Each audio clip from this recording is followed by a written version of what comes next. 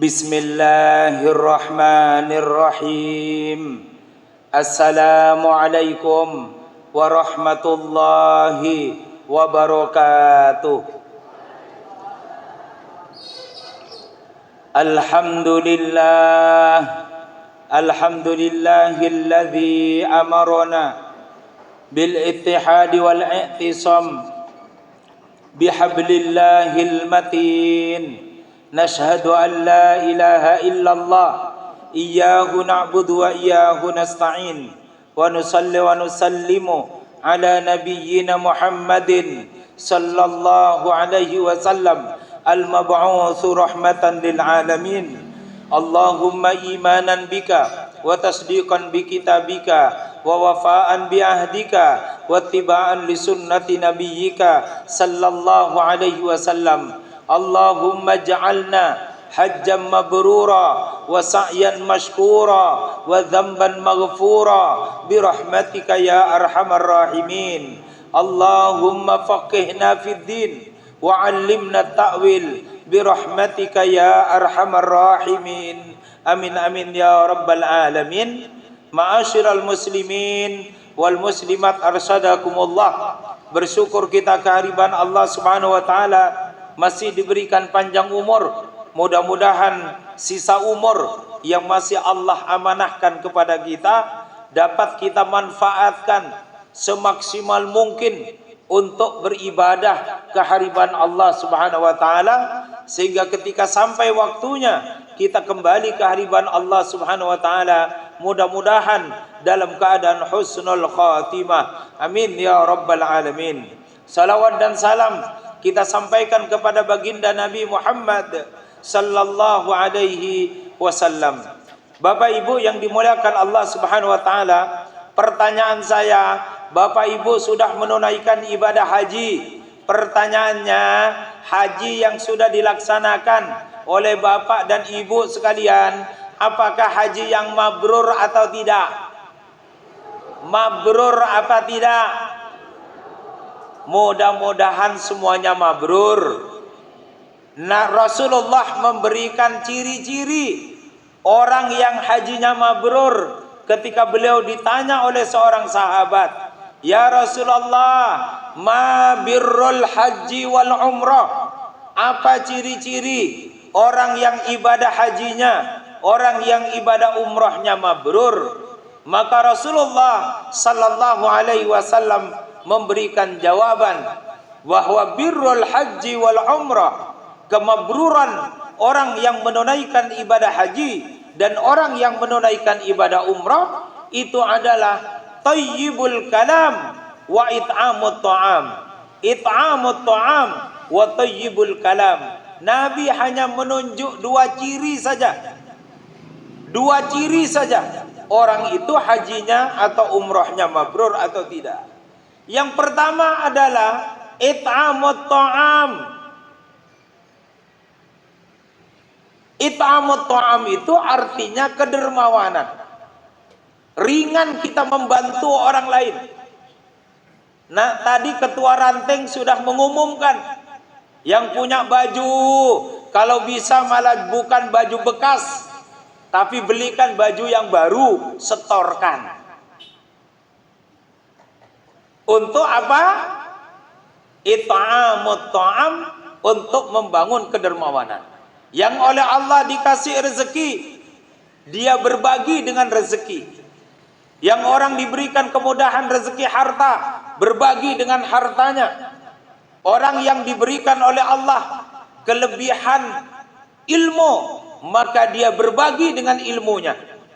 Orang yang tidak punya harta, tidak punya ilmu, tapi badannya sehat, dia bantu orang lain dengan badannya yang sehat.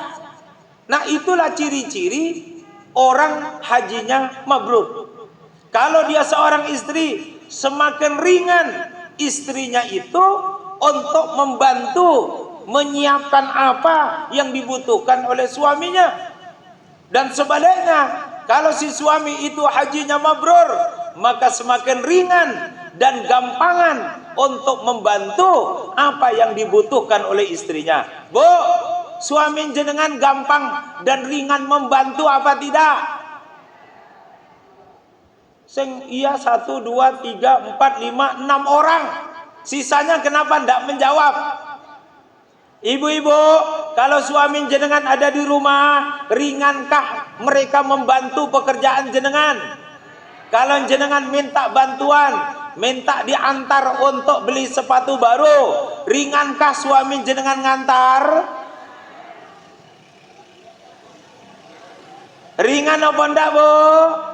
Alhamdulillah, berarti suaminya hajinya mabrur. Bapak-bapak, kalau pagi-pagi ringankah istri jenengan nyiapkan teh anget dan pisang goreng?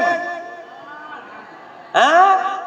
Bapak-bapak, saya tanya, ringankah istri bapak-bapak tiap pagi diminta enggak diminta menyiapkan teh anget di atas meja?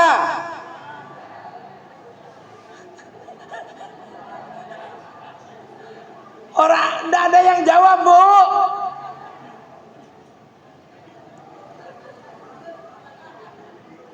Jadi ternyata Bapak Ibu sekalian, it'amut ta'am itu keringanan kita, membantu meringankan urusan orang.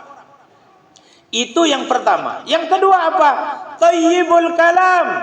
Kalau berkata-kata santun, berkata-kata tambah lembut, itu menunjukkan bahwa dia itu hajinya mabrur. Bapak-bapak, kalau jenengan beda pendapat sama istri, yang ngegas jenengan apa istri? Istri. Bapak-bapak bersepakat, kalau beda pendapat dengan istri, istrinya yang ngegas. Saya tanya ibu-ibu, bener apa enggak?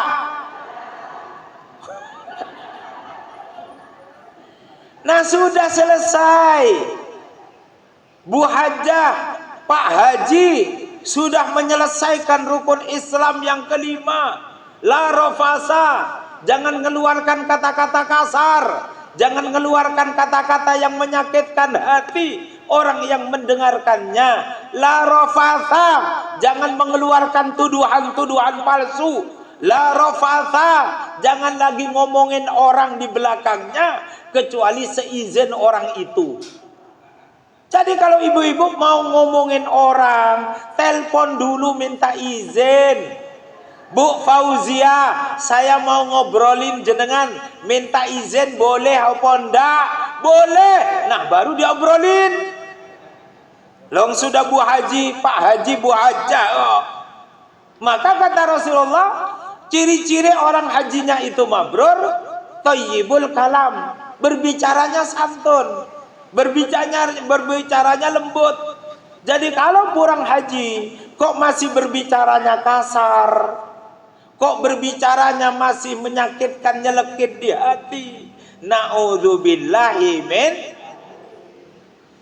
Maka seorang sahabat datang kepada Rasulullah, ya Rasulullah, kalau ciri-ciri orang yang hajinya mabrur itu dermawan, itu saya banget ya Rasulullah. Kata sahabat tadi, kepeden. Ya Rasulullah, saya pulang haji itu tambah dermawan. Kalau ciri-ciri orang hajinya mabrur itu perkataannya bertambah santun, bertambah baik, itu saya banget. Karena saya pulang haji, saya itu berbicaranya tambah santun, tambah lembut. Maka ya Rasulullah, kalau itu ciri-ciri orang hajinya mabrur, saya itu adalah orang yang pasti haji saya mabrur. Lalu sahabat itu menadahkan tangannya, ya Rasulullah, mana pahala surga saya? Langsung ditagih Rasulullah, karena wal hajjul mabrur laisa lahu jaza illal jannah. Orang yang hajinya mabrur tidak ada pahala yang pantas baginya kecuali adalah surga. Maka langsung ditagih, mana surga saya ya Rasulullah? Karena saya pulang haji tambah dermawan, senang berbagi, senang nolong orang. Saya pulang umroh, kalau berbicara santun, jujur, menyenangkan hati orang yang mendengarkan. Berarti haji saya mabrur. Mana pahala haji saya? Mana surga saya? Maka Rasulullah sallallahu alaihi wasallam menyampaikan, tidaklah engkau bisa mengatakan bahwa hajimu haji yang mabrur kecuali Allah akan menetapkan kamu itu mabrur atau tidak ketika bertemu dengan sakaratul maut. Nah, pertanyaan saya, Bapak Ibu, menurut kriteria tadi, hajinya mabrur apa tidak? Bapak-bapak, kalau menurut dua kriteria itu, bapak-bapak termasuk haji mabrur apa bukan? Insya Allah mabrur. Ibu-ibu termasuk haji mabrur apa bukan? Termasuk mabrur. Maka kalau Bapak Ibu menyatakan bahwa haji jenengan mabrur, saya doakan mudah-mudahan sungguh-sungguh Allah segera menetapkan Bapak Ibu semuanya hajinya mabrur. Berarti mati. Masih ingat enggak materi berapa bulan yang lalu? Saya mau mengingatkan lagi ini. Jadi ternyata Bapak Ibu sekalian, kita itu masih diberi kesempatan untuk hidup. Orang beriman bisa berubah menjadi kufur. Orang kufur bisa berubah menjadi beriman. Orang yang taat beribadah bisa berkhianat pada ibadahnya. Segala sesuatu sangat mungkin bisa terjadi karena kita sedang mengejar tentang kemabruran ibadah haji. Kita akan peroleh kemabruran itu kalau sudah bertemu dengan sakaratul maut. Maka hari-hari ini yang sedang kita jalani ini sesungguhnya dalam rangka untuk menjaga semaksimal mungkin jangan sampai semangat ibadah di tanah suci itu sampai menurun. Harus dijaga, dipertahankan, bahkan ditingkatkan, karena Allah baru akan menetapkan kemabruran ibadah haji kita ketika nanti kita berhadapan dengan sakaratul maut. Apa jaminan bahwa Bapak Ibu akan meninggal husnul khotimah? Tidak ada jaminan. Oleh karena itulah maka Bapak Ibu yang dimuliakan oleh Allah Subhanahu wa taala, orang yang sudah menunaikan ibadah haji sebagaimana Allah tandaskan di dalam surah Al-Baqarah ayat 202, ulaika lahum nasibum mimma kasabu wallahu sari'ul hisab. Hei Bu Hajjah, Pak Haji, orang yang menunaikan ibadah haji akan ditetapkan oleh Allah nasibnya tergantung pada ikhtiarnya. Dia mau menjaga atau tidak menjaga. Dia mau menjaga sholatnya apa tidak. Dia mau menjaga majelis taklimnya apa tidak. Dia mau menjaga puasanya atau tidak. Dia mau menjaga akhlakul karimah apa tidak. Ulaika lahum nasibum mimma kasabu. Setiap orang yang sudah menunaikan ibadah haji, menunaikan ibadah umrah, akan ditetapkan kedudukannya oleh Allah tergantung pada ikhtiarnya. Kalau dia jaga sholatnya, kalau dia jaga puasanya, dia jaga lisannya tetap amanah dan santun, dia jaga akhlaknya, tetap peduli kepada orang lain, maka Allah akan jaga orang itu menjadi haji yang mabrur pada saat dimana malaikat maut menjemputnya dan dia kembali kepada Allah dalam keadaan husnul khotimah. Amin ya rabbal alamin. Tapi syaratnya apa? Dijaga amalan ibadah hajinya, dijaga amalan ibadah umrohnya.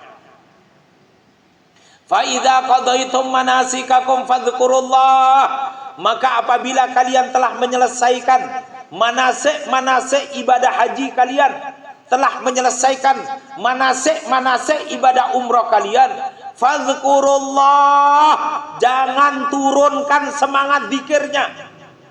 Tetaplah stabil zikirnya, tetaplah semangat sholatnya, tetaplah semangat zikir tasbihnya, tetaplah semangat berbuat baiknya.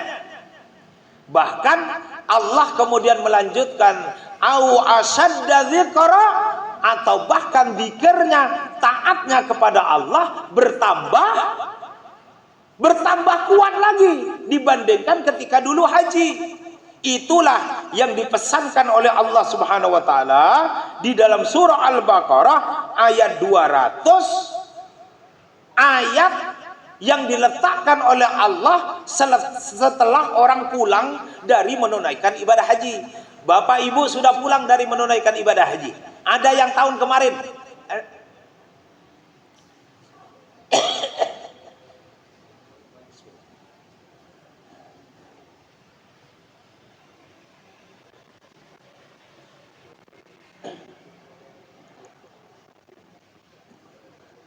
Bapak Ibu sekalian yang dimuliakan Allah Subhanahu wa taala, ada yang hajinya pulang kemarin 2 tahun, 3 tahun, 5 tahun, bahkan 10 tahun yang lalu. Mana yang 10 tahun yang lalu pulang hajinya? Udah nggak ada. Yang 10 tahun yang lalu berarti sudah nggak ada di peredaran. Yang 15 tahun yang lalu, oh masih ada. Alhamdulillah. Maka tahun berapapun kita pulang dari menunaikan ibadah haji, maka Allah memberikan nasihat, fa idza qadaytum manasikakum fadhkurullah, tetaplah zikir kepada Allah. Seperti ketika dulu kita menunaikan ibadah haji, jangan sampai turun. Kalau dulu di Al-Makkah Al-Mukarramah, Al-Madinah Al-Munawwarah senantiasa sholat berjamaah, pulang ke tanah air, maka tetaplah semangat ibadah, semangat berjamaahnya tetap dipertahankan. Itulah pesan dari Allah, bahkan kalau perlu ditingkatkan. Loh kenapa? Karena prosesi kemabruran ibadah haji belum selesai. Prosesi kemabruran ibadah umrah belum selesai. Kapan akan selesai? Kalau kita sakaratul maut, meninggal dunia. Maka beberapa bulan yang lalu saya sudah menyampaikan tentang sakaratul maut. Tidak saya ulangi hari ini. Nah Bapak Ibu sekalian, karena kita diperintah untuk mempertahankan ibadah ketika kita melaksanakan manasik ibadah haji dan umrah, maka kalau kita cek di dalam ayat Quran, fa idza qadaytum manasikakum fadhkurullah tsumma afidhu min haitsu afadhan nas laisa alaikum junahun an tabtagu fadlan min rabbikum fa idza afadtum min arafatin fadhkurullaha indal masy'aril haram wadhkuruhu kama hadakum wa in kuntum min qablihi laminadh dhalin. Dulu kalian berangkat ibadah haji, sebelum berangkat menunaikan ibadah haji, Allah nggak peduli mau kamu pencopet, mau kamu pencuri, mau kamu lalai di dalam sholatmu, tidak peduli kata Allah. Tapi kalau sudah sampai ke tanah sucinya Allah, tumbuh suburlah semangat ibadahnya, tumbuh suburlah semangat kejujurannya, tumbuh suburlah semangat kebaikannya, lalu berzikirlah. Summa afidhu min haitsu afadan nas wastaghfirullah.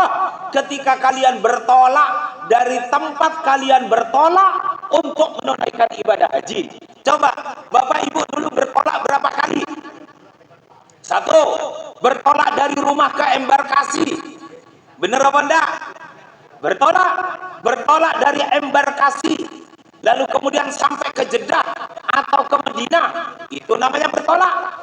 Dari bandara Jeddah atau bandara Madinah bertolak ke hotel, lalu kemudian dari hotel kita bertolak untuk melaksanakan umrah haji, karena haji kita haji tamattu. Lalu kemudian kita bertolak di tanggal 8 Dzulhijjah dari hotel masing-masing menuju kemana? Ada yang ke Mina karena dia tarwiyah, tetapi ada yang langsung bertolak ke Arafah untuk menunggu bermalam 1 malam di Arafah, dan bagi yang Mina tarwiyah bermalam 1 malam di Mina. Yang di Mina besok subuhnya selesai sholat subuh, sarapan pagi, mereka bertolak menuju Arafah, lalu semuanya berkumpul di Arafah. Nah semua orang yang bertolak itu perintahnya hanya 1, tsumma afidhu min haitsu afadan nas, bertolaklah kalian dari tempat semua manusia bertolak untuk menunaikan ibadah haji, dan puncak dari bertolak itu adalah padang Arafah tanggal 9 Dzulhijjah, ketika matahari tergelincir ke kanan sedikit masuk waktu duhur. Itulah puncak orang bertolak sampai nanti mataharinya tergelincir. Lalu kemudian Bapak Ibu bertolak lagi dari padang Arafah menuju Muzdalifah. Walaupun sekarang ada murur, tidak usah pakai mabit, cukup naik bus langsung bablas Mina. Nah, itu program murur. Yang haji tahun kemarin sudah ada murur. Ya, wallahu a'lam bishawab. Berikut juga yang melempar jumrah itu tidak harus tinggal di Mina karena ada tanazul, langsung balik ke hotel. Untuk siapa? Untuk lansia yang sudah tidak kuat secara fisik, maka dia dimururkan, lewat saja. Lalu kemudian ditanazulkan, langsung tinggal di hotel. Pas besoknya melempar, baru nanti dia berangkat melempar, selesai melempar balik lagi ke hotel. Nah, itu ada murur dan ada tanazul. Bapak Ibu dulu pakai murur tanazul apa enggak? Semuanya mabit di Muzdalifah. Nah, orang yang bertolak ke Muzdalifah itu juga namanya bertolak. Ketika jam 12 waktu wukuf di padang Arafah udah selesai sampai fajar, itu wukuf itu waktunya dari matahari tergelincir sampai nanti setelah jam 12. Itu sebenarnya waktu wukuf. Sehingga orang kalau mau berhaji 2 kali di musim haji bisa. Tahu caranya gimana, Pak? Berhaji 2 kali di musim haji bisa apa enggak? Bisa. Ketika dia wukuf di padang Arafah, kemudian matahari tenggelam, dia langsung tawaf ifadah. Melempar jumrahnya bayar dam. Nah, kan kira-kira langsung dia ke tawaf ifadah. Selesai tawaf ifadah, balik lagi ke Arafah sejenak, langsung ke Muzdalifah. Dapat 2 kali. Kalau fisiknya kuat. Tapi tidak ada yang melakukan begitu. Bapak Ibu sekalian yang dimuliakan Allah Subhanahu wa taala. Maka yang saya ceritakan dari semua bertolak-bertolak ini, ternyata perintahnya satu. Fastaghfirullah tsumma afidhu min haitsu afadan nas wastaghfirullah. Bertolaklah kalian semuanya dari tempat orang bertolak untuk menunaikan ibadah haji, wastaghfirullah, dan beristighfarlah kepada Allah Subhanahu wa taala. Wastaghfirullah, innallaha ghafurur rahim. Karena Allah Maha Pengampun, Allah Maha Penyayang. Jadi zikir yang kita baca dari setiap tempat kita bertolak, dari hotel ke Arafah, Arafah ke Muzdalifah, dari Muzdalifah ke Mina, Mina nanti ke hotel, hotel nanti ke Ka'bah untuk tawaf ifadah sebagai akhir dari prosesi ibadah haji. Itu semuanya diperintahkan wastaghfirullah, banyak-banyaklah beristighfar kepada Allah Subhanahu wa taala. Jadi rupanya Bapak Ibu sekalian, yang menjaga diri kita ini agar tetap semangat dengan mental ibadah seperti kita ketika ada di Makkah dan Madinah, itu ternyata bacaan istighfar. Maka Rasulullah sallallahu alaihi wasallam bersabda di dalam riwayatnya Imam Muslim, "Wallahi la astaghfirullah wa atubu ilaihi aktsar min 70 marrah." Demi Allah, kata Rasulullah, saya beristighfar dan bertaubat kepada Allah dalam satu hari lebih dari 70 kali. Jadi seorang Rasul yang dijamin oleh Allah tidak berbuat dosa, seorang nabi yang dijamin oleh Allah tidak akan berbuat dosa, masih tetap beristighfar kepada Allah satu hari lebih dari 70 kali. Lalu hadis yang kedua mengatakan, ya ayyuhan nas tubu ilallahi wastaghfiru fa inni atubullah fil yaumi mi'ata marrah. Wahai para manusia, beristighfar beristighfar dan bertaubatlah kepada Allah, karena sesungguhnya aku seorang nabi dan rasul beristighfar bertaubat kepada Allah dalam satu hari 100 kali. Berarti Nabi satu hari beristighfar berapa kali? Antara 70 sampai 100 kali. Jadi kalau kita bisa membiasakan diri kita memegang tasbih kita, atau dengan hitungan jari jemari kita membaca istighfar 70 sampai 100 kali, maka itulah yang diperintahkan oleh Al-Quranul Karim sebagai amalan induk dari orang, bacaan induk dari orang melaksanakan ibadah haji. Dan itu jugalah yang diperintahkan oleh Rasulullah Muhammad sallallahu alaihi wasallam, sehingga orang itu tidak gampang digoda oleh setan. Orang itu tidak gampang bermaksiat karena hatinya sudah diikat dengan bacaan istighfar satu hari antara 70 sampai 100 kali. Sehingga Bapak Ibu sekalian, kalau orang sudah melindungi dirinya, hatinya, pikirannya dengan bacaan istighfar antara 70 sampai 100 kali, dan istighfar itu adalah induk dari bacaan orang menunaikan ibadah haji, Allah Subhanahu wa taala memberikan janji dan jaminan di dalam surah Nuh ayat 10, 11 dan 12. Apa ayatnya? Faqultu astaghfiru rabbakum innahu kana ghaffara. Saya perintahkan kepada kalian untuk banyak-banyak beristighfar. Yursilis samaa 'alaikum midrara. Allah akan kirimkan kepada kalian hujan. Wa yumditkum bi amwalin wa banina wa yaj'al lakum jannatin wa yaj'al lakum anhara. Ada 4 yang dijanjikan oleh Allah.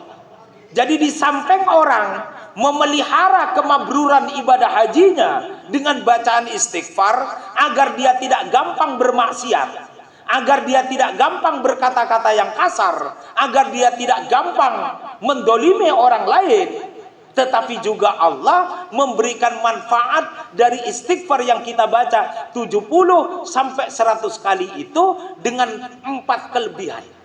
Yang pertama apa? Yang pertama adalah wa yumditkum bi amwalin. Kalau kalian istiqomah setiap hari membaca istighfar antara 70 sampai 100 kali, tidak hanya amalan ibadah hajinya yang dijaga, tidak hanya dia sedang menjaga kemabruran ibadah hajinya sampai sakaratul maut, tetapi Allah akan mudahkan orang itu untuk menambah harta kekayaannya.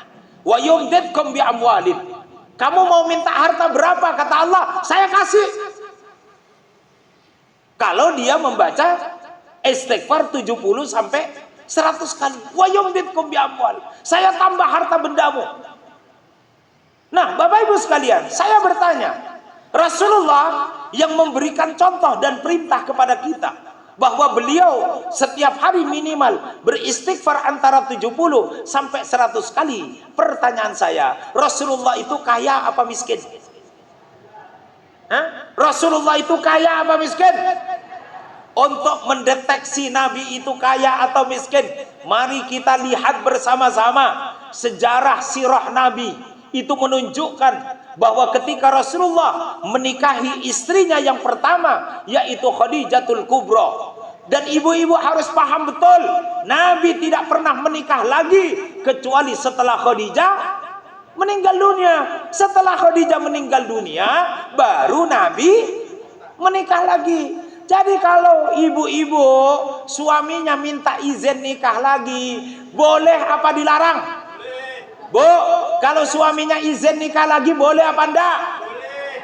Tidak kan? Lo kenapa enggak boleh? Wong Qur'annya boleh kok. Maka ibu-ibu tinggal mengatakan, Pak, saya ndak melarang jenengan nikah lagi, wong Qur'annya boleh, tetapi ibu hanya ingin kalau bapak mau nikah lagi ikuti sunnahnya Rasulullah. Berarti gimana, Pak? Berarti gimana? Nunggu dulu istrinya meninggal dunia. Tapi jangan pula istrinya dikasih kopi, Goro-goro minum kopi. Lo ada loh Pak, orang minum kopi terus apa? Ada nggak orang minum kopi terus ambrol Pak? Oh dikasih sianida. Oh, saya ingat sianida katanya. Ya jangan begitu. Nah Bapak Ibu sekalian yang dimuliakan Allah Subhanahu Wa Taala, Rasulullah ketika menikah dengan Khadijah, di dalam catatan sejarah itu disebutkan bahwa Nabi memberi mahar Khadijah itu 27 ekor unta muda. Rasulullah menikahi Khadijah itu abad ke-6. Tentu belum ada Avanza, belum ada Fortuner, belum ada. Apalagi? Merek mobil apa lagi, Pak? Robinson belum ada. Belum ada. Kendaraan darat yang paling hebat, yang paling mahal itu ya unta. Ya unta. Sehingga Rasulullah memberikan mahar Khadijah 27 ekor unta muda. 1 ekor unta muda itu setara dengan kendaraan darat paling mahal. Jadi kalau ibu-ibu mau tahu abad 21 sekarang ini berapa nilai dari maharnya Nabi kepada Khadijah, berarti 1 ekor unta muda itu sama dengan kendaraan darat paling mahal. Harganya berapa Pak? 1 miliar. Benar apa enggak itu? Benar apa enggak? 1 miliar. Oh berarti kalau kendaraan darat yang paling mahal itu 1 miliar, berarti mas kawinnya Nabi kepada Khadijah itu setara dengan berapa? 27 miliar. Coba bayangkan, kaya apa tidak? Cara membandingkannya, ibu-ibu dulu dinikahi oleh suami, mas kawinnya apa Bu? Seperangkat alat sholat. Nek seperangkat alat sholat tak tuker dengan uang dapat berapa? Bu, kalau seperangkat alat sholat mas kawin dari suami dulu ditukar dengan uang berapa? 300.000. Dengarkan baik-baik, dengarkan baik-baik. Ibu-ibu, bapak-bapak boleh baca kitabnya Ibnu Rushd, Bidayatul Mujtahid, boleh baca kitab-kitab fikih. Ternyata mahar itu Bapak Ibu sekalian katsamani fil bai'. Mahar itu seperti harga dalam jual beli. Harga itu akan meletakkan kedudukan orang yang dijual. Siapa yang beli? Calon suami. Siapa yang jual? Calon istri. Lah kok tiba-tiba jenengan boleh dibeli pakai 300.000? Ya kasihan no Bu. Dulu ditanya apa enggak? Oh lebih kejam lagi. Wong beli barang enggak pakai tanya langsung dibayar. Harusnya ditanya dulu. Wong mahar itu seperti harga dalam jual beli. Mosok bapak-bapak mau beli HP ndak pakai tanya langsung tinggalin uang 1 juta, boleh apa ndak? Ndak boleh, tanya dulu. Ini HP bagus, harganya berapa? Nah setelah disebutkan harganya, kalau bapak-bapak tertarik keluarkan uang. Lah dulu ibu-ibu ditanya ndak? Innalillahi wa inna ilaihi rajiun. Itu bagaikan orang beli HP di konter, ndak pakai tanya langsung ninggalin uang, HP-nya dibawa. Lah kok bisa toh Bu? Kok mau toh ndak pakai ditanya? Loh saya nikah sama orang Jawa, orang Magelang. Masih kuliah semester berapa dulu ya? Saya kuliah semester 8, udah mau lulus. Enggak, udah S2 semester awal. Saya nikah sama istri saya. Saya panggil dia ke teras masjid. Dek, besok kamu kalau jadi istri saya minta mahar apa? Nah ini cocok. Wong mau beli kok. Yuk tanya dulu harganya berapa. Kamu mau jual berapa hargamu? Kira-kira begitu. Tapi bahasa pernikahannya kamu minta mahar berapa? Maka khas jawaban orang Jawa. Apa jawaban Ibu? Nah, calon istri saya itu terus jawab, terserah Mas saja. Lo enak toh Bu? Wong saya mau beli HP, datang ke konter HP, saya tanya Mbak, iki HP ini bagus, saya mau beli, harganya berapa? monggo terserah bapak saja. Enak toh? Enak. Nah pas saya tanya calon istri saya, kok jawabannya terserah mas aja, ya langsung saya hantem seperangkat alat sholat. Tiba ya podo wae. Tapi caranya beda no bu. Saya tanya kamu minta mas kawin apa? Loh ibu-ibu lebih kejam. Oh nggak pakai ditanya kok, langsung dihantem seperangkat alat sholat. Ternyata setelah diuangkan mau 300.000. Ibu-ibu ada nggak yang belum nikah di sini? Atau rencana mau nikah lagi? Tolong besok kalau ada calon suami datang nanya, jangan minta seperangkat alat sholat, enak aja. Minta dibuat mahal, langsung bilang 30 gram emas. Nigo loh mas, nigo, boleh ditawar. Lo kan biasa tuh orang jualan rotok kasih harga tinggi, boleh ditawar. Kalau calon suaminya sungguh-sungguh, pasti dia akan mengejar. Dek, aku nih tak lihat tabungan itu nggak nyampe itu 30 gram. Nyampe nya mau 10 gram. Boleh nggak saya tawar 10 gram? Yo jangan no mas. Mosok 30 gram turunnya ke 10 gram. Wes tengah-tengah wae. Jenengan naik aku turun. Nah biasa toh ibu-ibu naik tawar-menawar gitu toh. Jenengan naik aku turun. Wes 20 gram. Suaminya pulang ngecek uang, ternyata nggak cukup, maksimal 15 gram. Dia datang lagi, dek nggak cukup 20 gram, uangku cukup mau 15 gram. Gimana nih 15 gram? Yo jangan no mas, 20 gram itu aku wes turun loh 10 gram. Karena yang laki-laki memang luar biasa seneng, dia cinta, pengen punya istri perempuan itu, yo tetap jalan. Ya wes, sesok kita nikah. Ngorau bobo 20 gram saya lawan.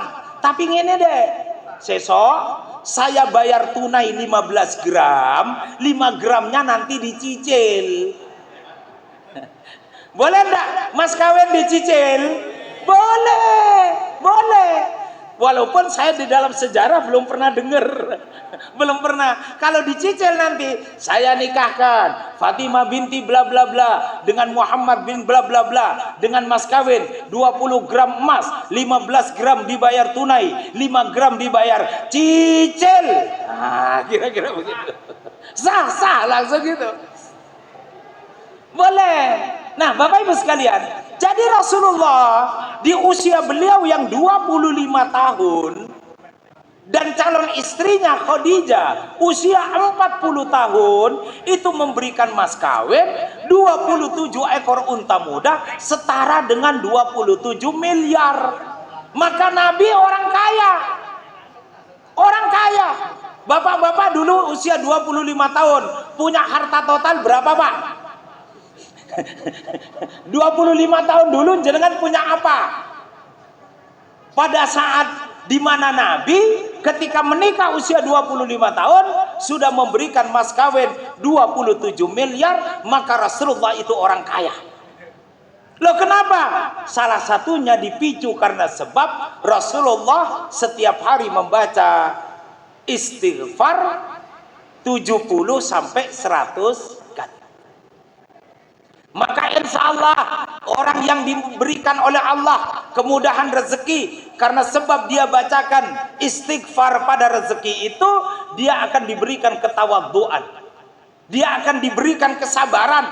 Mohon maaf, saya tanya bapak-bapak, jawab ya Pak.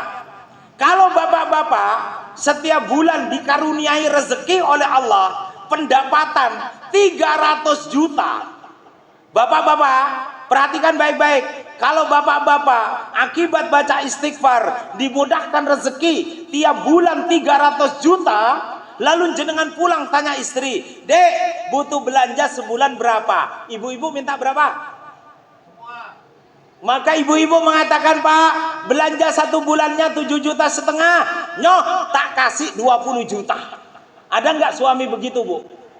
Minta 5 juta dikasih 10, minta 10 dikasih 15, ada enggak? Nah suami ini luar biasa, hebat luar biasa. Istrinya minta 10 juta, nyoh tak kasih 20 juta. Maka dari sisi istri, suaminya ini hebat. Wong minta 10 juta dikasih 20 juta. Tapi dari segi si suami 20 juta itu kecil. Karena setelah bapak-bapak keluarkan 20 juta untuk nafkah istri, dilihat dompetnya masih sisa berapa, Pak? Masih sisa berapa, Pak? Masih ada 280 juta. Pertanyaan saya, 280 ini mau dipakai apa, Pak? Pak? Hah? Mau dipakai apa, Pak? 280 juta ini? No, nikah lagi. Maka hati-hati ibu-ibu, punya suami sukses godaannya lebih berat. Hati-hati, yang punya suami sukses duitnya banyak, hati-hati sering-sering bacain bacaan istighfar. Biar hartanya itu tidak menggoda dia untuk bermaksiat. Nah, maka orang istighfar akan dimudahkan rezekinya oleh Allah. Yang kedua apa? Wabanina. Orang yang beristighfar 70 sampai 100 akan dimudahkan oleh Allah untuk punya keturunan. Nggak usah khawatir. Ibu-ibu rencana pengen hamil lagi apa enggak? Kenapa enggak? Udah tua umur berapa? Oh, baru 60 aja kok tua. Ya belum. Istrinya Nabi Ibrahim namanya Sarah itu hamil usia 96 tahun. 60 ke 96 selisihnya berapa tahun? Kan jauh. Jadi kalau 60 tahun masih pengen hamil, bisa. Masalahnya mau apa enggak? Sudah enggak? Ya sudah. Syaratnya satu, punya suami. Yang kedua, kalau hamil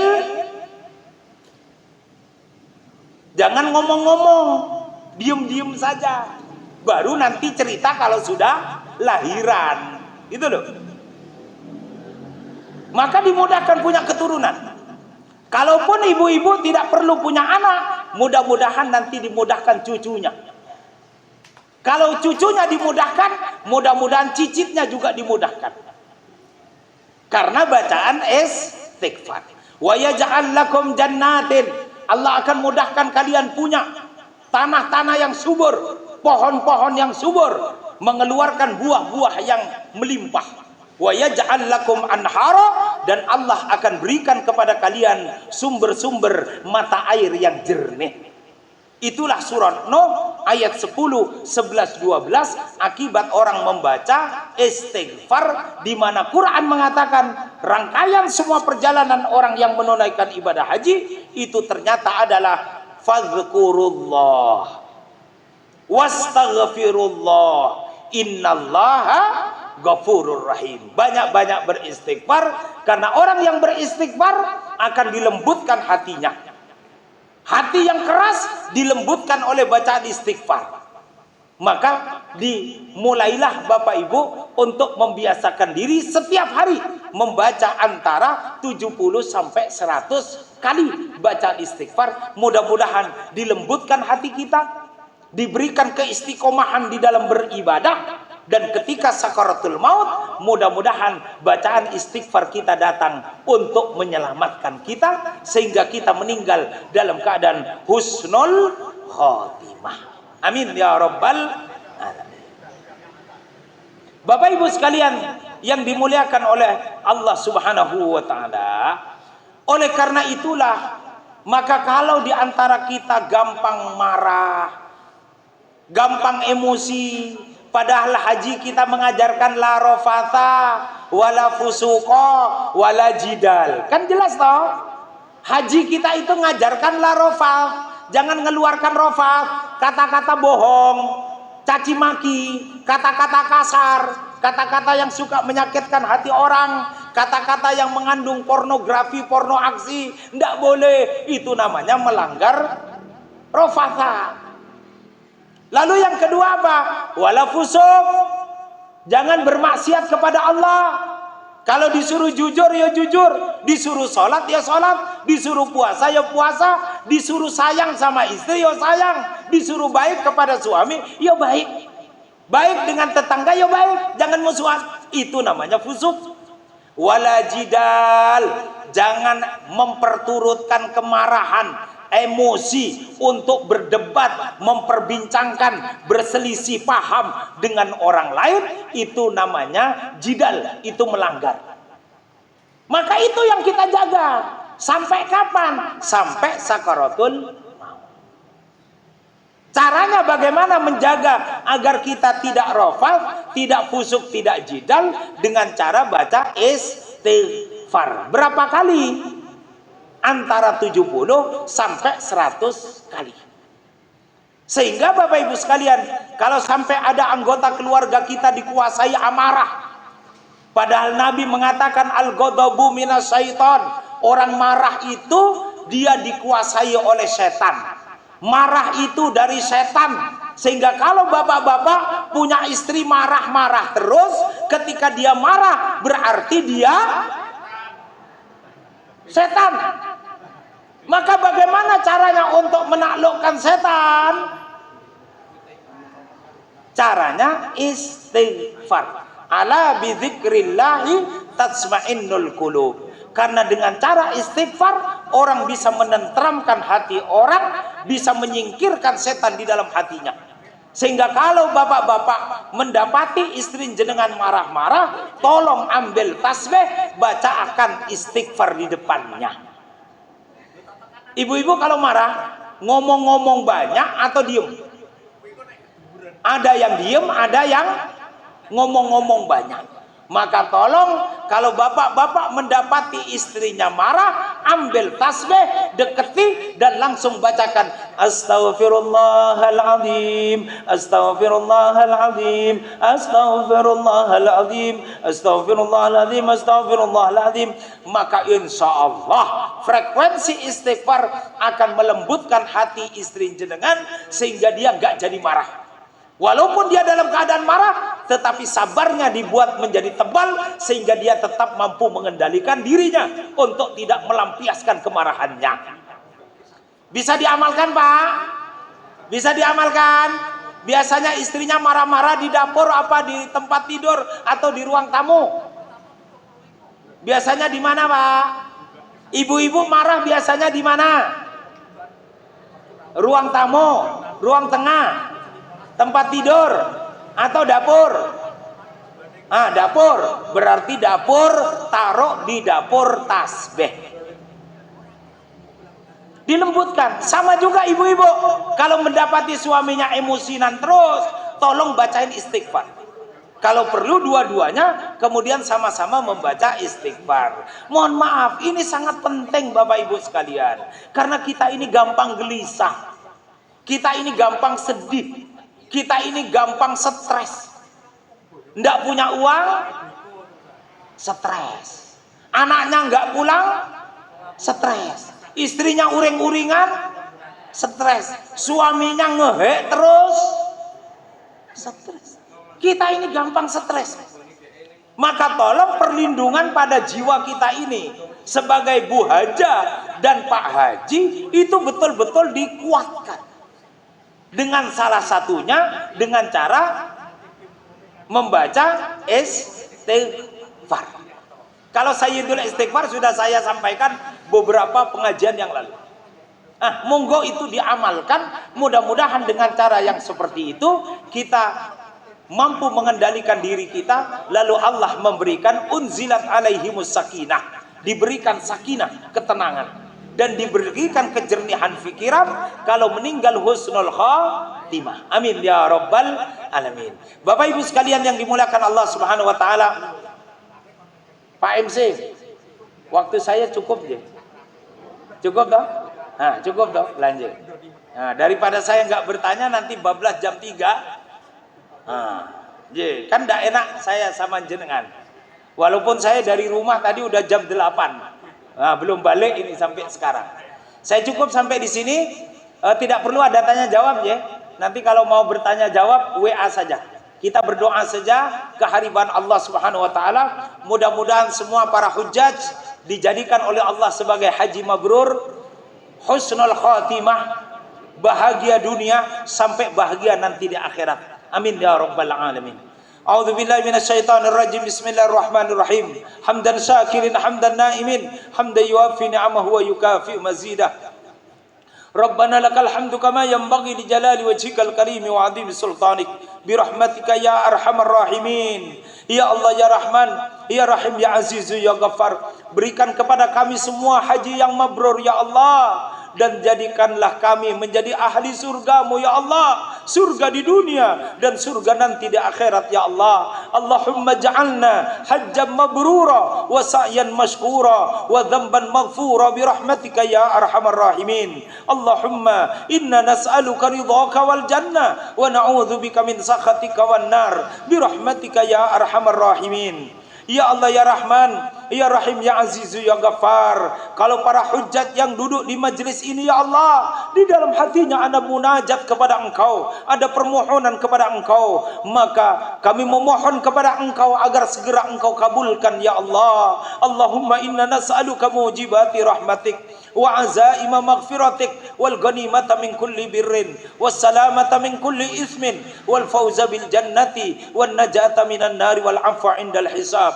Allahumma la tada' lana dhanban illa ghafartah wala aiban illa satartah wala hamman illa farajtah wala hajatan min hawaijid dunya hiya laka ridhan wala nafiha salahun illa qadaitaha ya arhamar rahimin, illa qadaitaha ya arhamar rahimin, illa qadaitaha ya arhamar rahimin. Allahumma ja'al jam'ana hadha jam'an marhuma wa tafarruqana min ba'di hadha tafarruqan ma'suma bi rahmatika ya arhamar rahimin. Allahumma la sahla illa ma ja'altahu sahla wa anta taj'alul hazna idza syi'ta sahla bi rahmatika ya arhamar rahimin. Ya Allah ya Rahman, ya Rahim, ya Aziz, ya Ghaffar, kalau ada teman-teman kami, sahabat-sahabat kami, para hujjat hari ini tidak bisa hadir di tempat ini karena sedang Engkau uji dengan sakit, maka berikan kesembuhan kepada mereka ya Allah. Allahumma rabban nas mudhibal ba'shi isfihim anta syafi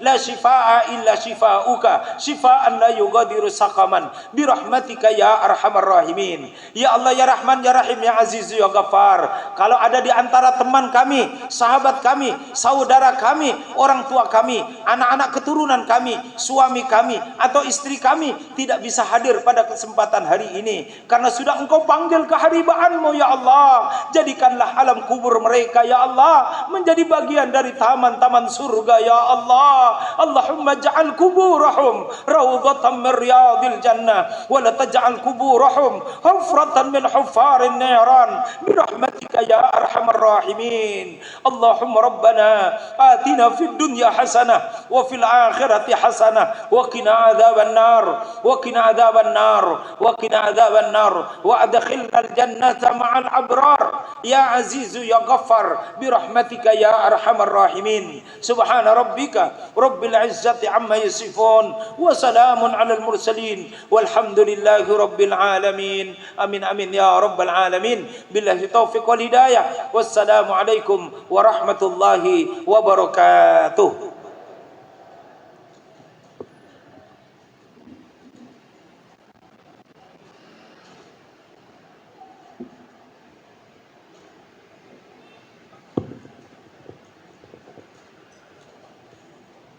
Terima kasih kepada Ustadz Dr. Haji Qadar Ruslan atas ilmu yang diberikan kepada kami. Semoga ini dapat menambah rasa cinta dan takwa kita kepada Allah Subhanahu wa Ta'ala. Untuk acara selanjutnya yaitu laporan bendahara yang disampaikan oleh Bapak Haji Wicaksono. Monggo.